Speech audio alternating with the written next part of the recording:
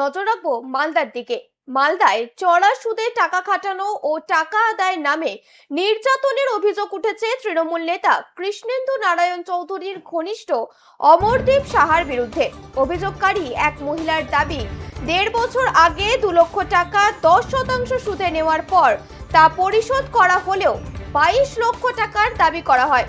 টাকা দিতে না পারায় তাকে ও তার সন্তানকে বাড়ি থেকে তুলে নিয়ে গিয়ে রাতভর নির্যাতন করা হয় বলেই অভিযোগ।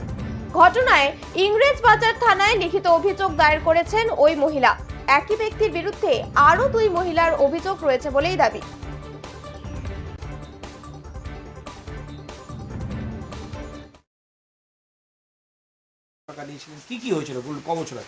আমরা এই 14 মাস আগে, মানে 1 বছর 2 মাস আগে আমরা এই 5-6 জন মিলে ওর কাছে 2 লাখ টাকা নিই। ঠিক আছে, ওই 2 লাখ টাকাটা ওই 10% আমাদেরকে দেয়। ওই টাকাটা আমি ওকে ইন্টারেস্টের উপরে দিয়েছিল, তো ওই টাকাটা আমরা ওকে শোধ করে দিয়েছি। শোধ করার সাথেও তারপরেও ওই চাপ সৃষ্টি করছে যে না, টাকাটা পাবোই। ঠিক আছে, টাকাটা পাবে। এবার আমরা যদি বলেছি কিসের টাকা, তো তখন ওই এসে বলছে না, এটা সুদের টাকাটা, আর আসল ইন্টারেস্ট ফাইন সব ধরে নিয়ে 22 লাখ টাকা চেয়েছে। 22 লাখ টাকা যখন আমরা বলেছি না, টাকাটা পাবে না, তখন ওই লোকজন নিয়ে এসে দিয়ে বাড়ি ভাঙচুর করে, আমাদেরকে রাত্রেবেলা অনেক রাত্রে উঠিয়ে নিয়ে চলে যায়। ওদেরই ছেলে, আমার ছেলে, মেয়ে আর আমাকে। অমরদীপ সাহা দিয়ে উল্টা পাল্টে অনেক গালাগালি করে, মারা ধমকি দেয়, এগুলো বলেছে। তারপর কি আর, এই তো ভয়ে, আমরা খুব ভয়ে আছি। মার্ডার করারও ধমকি দিয়েছে। থানায় গেছিলাম, থানায় গিয়ে থানাতে কোনো অভিযোগ নেয়নি সেই সময়টাতে। কেন, ওদের তো তখন তৃণমূলের সবাই ছিল, ওরা ওদের সাথে উঠা বসা করতো, ওই জন্য নেয়নি। অমরদীপ সাহা সুদেরই ব্যবসা করে, ওই তৃণমূল দল করে। আমি একটা কথা বলতে পারি, আমার সঙ্গে সকলের পরিচয় আছে।